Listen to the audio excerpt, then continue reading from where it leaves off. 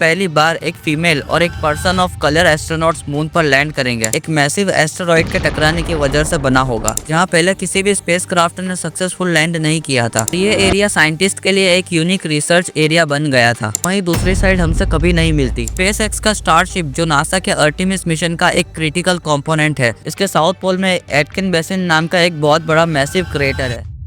हम सब ने अपनी जिंदगी में मून को देखा है, लेकिन हमें जो दिखाई देता है वो सिर्फ मून का एक छोटा सा हिस्सा है। हमें सिर्फ मून की एक तरफ दिखाई देती है, लेकिन दूसरी तरफ जो हमेशा हमसे छुपी हुई रहती है, जिसे कहते हैं the far side of moon. तो क्या वहाँ कुछ इतना इंटरेस्टिंग और मिस्टीरियस है जो हमने आज तक नहीं देखा? अगर हम सोचने की कोशिश करें तो ये भी हो सकता है कि मून के बारे में हम जो जानते हैं वो सिर्फ एक छोटा सा पार्ट हो। तो आखिर क्या हो सकता है मून के फार साइड पर? आइए जानते हैं इस वीडियो में।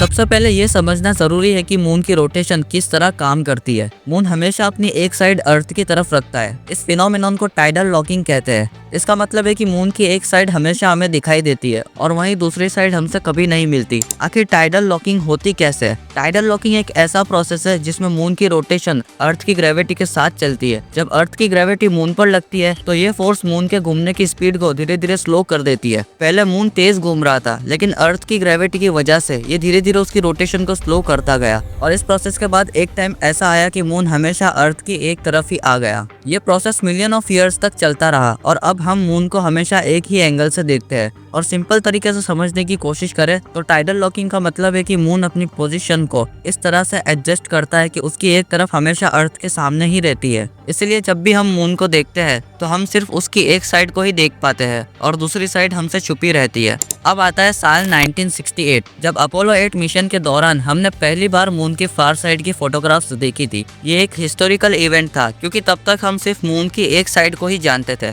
अपोलो 8 के एस्ट्रोनॉट्स ने मून के फार साइड का क्लोजअप देखा और उनकी स्टनिंग फोटोग्राफ्स ली। लेकिन अपोलो 8 के पहले भी सोवियत यूनियन ने 1959 में अपना लूना 3 स्पेसक्राफ्ट भेजा था, जो पहली बार मून के फार साइड की ब्लरी इमेज कैप्चर करने में सफल हुआ था। हालांकि ये इमेज लो रेजोल्यूशन की थी, लेकिन इस इमेज ने एक आइडिया दिया था कि मून की दूसरी तरफ का इलाका उबड़ खाबड़ है और क्रेटर्स से भरा हुआ है। उसके बाद आता है साल 2019, जब चाइना की चैंग ई-4 मिशन ने भी मून के फार साइड पर अपना लैंडर और रोवर भेजा। ये मिशन पहला था जो मून के दूसरी तरफ लैंड करने में सक्सेसफुल रहा। चैंग ई-4 ने वहाँ के इलाके, सॉइल कंपोजिशन और रेडिएशन लेवल्स का डेटा कलेक्ट किया था। ये डेटा काफी वैल्यूएबल था और ये एरिया साइंटिस्ट के लिए एक यूनिक रिसर्च एरिया बन गया था। हालांकि इंडिया का चंद्रयान 3 मिशन जो 2023 में लॉन्च हुआ था, उसने भी मून की एक्सप्लोरेशन में एक माइलस्टोन अचीव किया था। इस मिशन ने मून के साउथ पोल पर सक्सेसफुल लैंडिंग की थी, जहां पहले किसी भी स्पेसक्राफ्ट ने सक्सेसफुल लैंड नहीं किया था। चंद्रयान 3 के डेटा और डिस्कवरीज ने मून के साउथ पोल के यूनिक फीचर्स और वाटर आइस के पॉसिबल सोर्सेज पर फोकस किया। ये इन्फॉर्मेशन मून के फार साइड से स्टडी को इनडायरेक्टली सपोर्ट करती है। मून के फार साइड का इलाका काफी अलग और उबड़ खाबड़ है। वहाँ पर क्रेटर्स और माउंटेन्स काफी ज्यादा है और उसका पैटर्न मून की जो दूसरी साइड है उससे काफी अलग है। इस रीजन की सबसे बड़ी खासियत ये है कि इसके साउथ पोल में एटकिन बेसिन नाम का एक बहुत बड़ा मैसिव क्रेटर है, जो मून के सबसे बड़े और डीपेस्ट इम्पैक्ट क्रेटर्स में से एक है। इस क्रेटर का डायमीटर लगभग 2500 किलोमीटर है और डेप्थ 8 किलोमीटर के आसपास है। ये इम्पैक्ट क्रेटर इतना बड़ा है कि अगर आप इसे अर्थ पर रखें तो ये यूरोप के एक बड़े हिस्से को कवर कर सकता है। साइंटिस्ट का मानना है कि ये क्रेटर एक मैसिव एस्टेरॉइड के टकराने की वजह से बना होगा, जो मून के अर्ली फॉर्मेशन में हुआ होगा। मून के साउथ पोल पर ये इतना बड़े क्रेटर के अंदर साइंटिस्ट को कुछ यूनिक मिनरल्स मिले हैं, जैसा पायरोक्सिन और ऑलिवाइन, जो मून के मेंटल से आए हो सकते हैं। ये मिनरल्स इसलिए इम्पोर्टेंट है क्योंकि ये हमें मून के अंदर की स्ट्रक्चर और उसके जियोलॉजिकल हिस्ट्री के बारे में वैल्यूएबल डेटा देते हैं।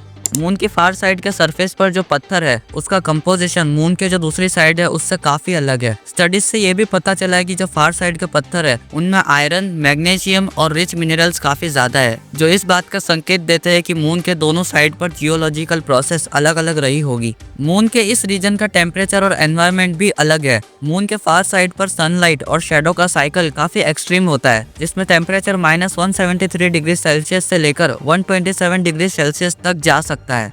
फार साइड के क्रेटर्स के शेडो रीजन्स में स्पेशली साउथ पोल के आसपास साइंटिस्ट को वाटर आइस के इंडिकेशंस भी मिले हैं, जो फ्यूचर स्पेस एक्सप्लोरेशन में काफी क्रूशियल रिसोर्स बन सकते हैं। अब बात करते हैं फ्यूचर स्पेस मिशंस के बारे में। चांद के फार साइड को स्टडी करने के लिए फ्यूचर स्पेस मिशंस काफी इंपॉर्टेंट रोल प्ले करते हैं, जैसे कि नासा का आर्टेमिस प्रोग्राम, जिसमें प्राइमरी गोल है ह्यूमन को 21st सेंचुरी में चांद पर वापस भेजना। ये मिशन सिर्फ मून के सरफेस को स्टडी नहीं करेगा, बल्कि आर्टेमिस प्रोग्राम के मिशंस मून के फार साइड के एक्सप्लोरेशंस और वहाँ के जियोलॉजिकल प्रॉपर्टीज को डीपली एनालाइज करेंगे। आर्टेमिस 3 जिसमें पहली बार एक फीमेल और एक person of colour astronauts moon पर लैंड करेंगे। नासा इस मिशन को साउथ पोल के एटकिन बेसिन के पास लैंड करवाने का प्लान बना रहा है। ये एरिया वही है जो मून के फार साइड का सबसे बड़ा और इंटरेस्टिंग रीजन माना जाता है। इसके अलावा चाइना के चैंग ई मिशन भी काफी एग्रेसिव और एम्बिशियस है। चाइना के पिछले कई मिशन सक्सेसफुल होने के बाद अब चाइना ने चैंग E7 और चैंग E8 मिशन प्लान किया है, जो मून के फार साइड के और भी डिटेल्ड सैंपल कलेक्ट करेगा और वहां एडवांस रोबोटिक सिस्टम और रोवर डिप्लॉय करेगा। चाइना के चैंग E7 मिशन का प्राइमरी गोल है मून के फार साइड के वाटर आइस को लोकेट करना।